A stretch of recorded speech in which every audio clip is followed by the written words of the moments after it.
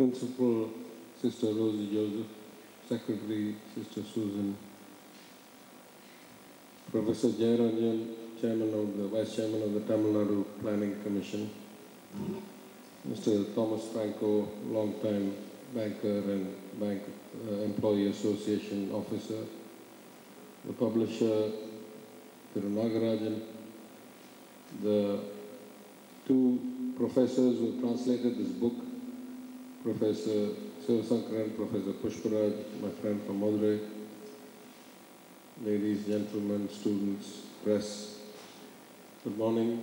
Thank you very much for inviting me to this important event, for releasing this very important book. I feel a bit like the bad type of guest who arrives late and wants to leave early, but I had already made a commitment to a different event, and I only came into Chennai yesterday. I'm leaving again to Delhi tomorrow, and so I apologize, we started a bit late. We were a bit backed up. But I want to talk about what really demonetization should serve to be in the future. It's happened in the past. But we all remember certain events in our life where the news of it was so momentous that we'll never forget it. You know, it'll remain crystal clear. What were you doing when? So, you know, in the US they talk about what were you doing when you heard that John F. Kennedy got shot. That changed the nature of society, of politics of the country. For me, I've had 2 or 3 such events in my life, for good or bad fortune. As I say sometimes, I was in the basement of the North Tower when the plane struck on 9/11. I'll never forget that. I was sitting at my desk in Mumbai when I got a call from the General Counsel's office saying that the Federal Reserve had asked Lehman to file liquidation. My hands and legs wouldn't move. I couldn't get up from my seat. Not because of the consequences or the fear or the money or anything. I had been in New York for 6 or 7 years while the whole derivative boom and the trillions of dollars of risk had been created and shared and split. And I could not for the life of me contemplate how the world banking system would continue to exist if an important counterpart like Lehman Brothers just went into liquidation one night. The system would just break down. There were hundreds of billions of notional risk written against all kinds of parties, netted according to your risk model, but that was contingent on every counterparty staying alive. If you took out one counterparty out of the system would just collapse. Luckily, I don't know, it was 15, 20, 30 minutes later, I got a call again from New York saying, actually the Fed has reached, you know, basic IQ level. They said, don't file liquidation, file restructuring, and at the whole core, you know, file restructuring, let the opcos continue to function. It is such a complex matter that here we are about 13 years later, the book is still not fully unwound. Can you imagine trying to do something like this overnight? So I'll never forget that. I'll never forget that I was, you know, after having given up my career as a banker, came to India, stood for election, became an MLA. I happened to go to Singapore to take care of some of my banking affairs because I had been an expert, a PR in Singapore as a banker. And around 10:30, 11, maybe a bit later at night, I got a call. And, you know, in Singapore, it's like 1 a.m. or something like that. So I was asleep already in my hotel. I can remember which hotel, the Shangri-La on Sentosa Island. And the phone kept ringing. And I don't know, who's calling me this time? It was my wife, and I panicked. You know, my wife rarely calls me when I'm traveling. And she said, oh, you know, the Prime Minister was just on TV. He says the notes are going to go out of value tonight. And I said, what are you talking about? How can you run an economy if you take all the notes out in like 3 hours? It makes no sense whatsoever. I said, no. I said, anyway, we'll think about it tomorrow morning. And I put the phone down and turned around and went back to sleep because I thought she just misunderstood. I could not contemplate that somebody would take such a dramatic decision with such little notice in a country where all the systems are weak or broken anyway. Well, the dawn of light didn't bring any greater clarity. It just kept bringing more and more confusion. Till today, I mean, I don't want to get too much into detail because I've written so much about it and I've been so critical. Starting with about 2 days or 4 days after this, I wrote a couple of essays and I said, even if this is a good idea, which I'm not sure it is, what about A, B, C, D, E, F, G? How are you going to resolve these bottlenecks or problems? And why haven't you done X, Y, Z?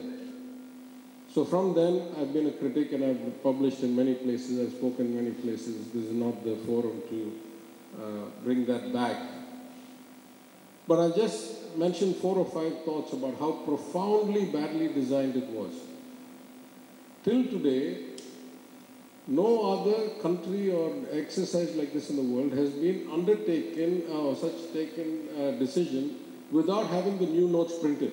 If you kill all the old notes, surely you should have had the new notes printed to supply before you kill them. Till today, nobody has done such a demonetization without defacing the old notes after collecting them. Either you tear them, you scratch them, you put a punch hole in them. Otherwise, the same old notes keep getting recirculated again and again because everything leaks like a sieve. You barely have enough capacity to bring the new notes down. How are you going to guarantee that the old notes are going back to the RBI in time and not getting siphoned off again on recirculation? So the really kind of damaging part about demonetization, I think, was that the government's profound lack of compassion, the inability to course correct as the data started coming back. When it became clear that there would be no hope of ever achieving any kind of black money catching, that 100% of the money was going to come back, you had failed, there was no shock effect, the system had beat you. At least they could have said, okay, let the 500 rupee note be legal tender for 3 more months, saved lives, made sure children had nutrition, that milk and vegetables and supplies actually went through. Because a 2,000 rupee note is not fungible. You can't go and buy 50 rupees worth of products on 2,000 rupee note when 86% of the liquidity is taken out of the system. So it was such a badly designed effort. Now one could argue, independent of politics, why are we 5 years later still writing, translating, releasing books? We hear all the time about how politics and politicians have become venal and the system is corrupt and things are bad. But the reality is that we have elections every now and then. So if the politicians are bad, if the system is corrupt, then surely society is not pristine. It's not as if, very good people are electing very bad politicians. Politicians come from society. They reflect society. So if the system is bad, that includes that the social discourse is not touching the right topics, is not looking at the right issues, at least with not the right level of information or enlightenment. So nothing is more profoundly important to improving the situation, improving the political climate, improving the quality of politicians, than having the right kinds of debates, the right kind of social discourse with the right data in the right kind of context. This is precisely why the kind of fake news machines and the propaganda machines and the demagoguery tries to prevent that. They want to fill the space with randomness, with division, with kind of jingoism, with rabble-rousing. And books like these, translated from eminent authors into regional languages that reach the people, that really is a great contribution to improving the quality of the social discourse. Till today, for example, I have not yet heard an explanation of which law allowed the Reserve Bank of India to say that people can only take out X amount of money from their accounts and not more. I don't know what part of any law in the books at that day or today empowered the Reserve Bank to do that. Till today, I don't know under what law the Reserve Bank said, as Mr. Franco said, the sign of Urjit Patel on the note, how that signature and that note would be valid in the petrol bunk but not in the vegetable shop. Under what law? We are a constitutional republic. We are a democracy. There's still not a clear interpretation of how these things were affected. Never mind that the court's still in the case is still in court for 5 years and will never come for hearing in our lifetime. So if we cannot get clarity in the courts, at least we should have the discourse in the public. This is beyond politics. Whoever had done it, this discourse is still important. Many times, we find ourselves not willing to take inputs if it doesn't come from the right source. In many cases, we think the messenger is as important or more important than the message. But just yesterday, I was at a meeting. I flew in around 3 o'clock, went straight to the Secretariat. The Honorable Union Finance Minister had called a one-of-a-kind meeting, chief ministers and finance ministers of all the states, to talk about the recovery after COVID and how do we accelerate economic growth and so forth. And since both the Union Finance Minister and the Finance Secretary are from Tamil Nadu and know Tamil very well, in our submission, we quoted a Tirukkural, which said, "Eppurul yar yar vai kettunum, appurul meipurul kanbadu arivu." If the truth is the truth, you should listen to the truth irrespective of which mouth it comes from. Right? You cannot say, "I'll only take it if it comes from my friend and I'll not listen if it doesn't come from the right person." So these kinds of events, as tragic, as disastrous, as hurtful as they were, they are still things that we should look into. Not for politics, not for casting blame, but for learning lessons. In the essay I wrote on the first anniversary of demonetization, I said, at some point we have to undertake a profound analysis with government data. What really happened? What does it say about the nature of our economy? What does it say about the kinds of transactions that people do? What does it say about the volume of transactions that happen at this price, at this price, at this price, in the informal economy, which we don't otherwise track? But now we have this golden opportunity because of the case study. The same way yesterday, for example, again in this conference with the ministers, our Honorable Chief Minister was in Kanyakumari looking at flood relief operations, overseeing them. So only I attended. And though other states talked about a lot of things, I made a request. I said, you have reduced petrol prices by 5 rupees and diesel, or taxes by 5 rupees and diesel by 10. In some states, that has made our price come down whether we like it or not, because we do ad valorem taxes. Our taxes are on top of the price that includes excise. So if their excise comes down, the base on which we tax comes down. So the petrol pump also reflects our reduction, which was not voluntary, it was involuntary. No complaint. In some states, because of politics or because of the union government's compulsions, the state governments further reduced the taxes. Said, can you not undertake a study? Compare what was the impact in states where there was no reduction. What was the impact in states where there was reduction? What was the impact across the country?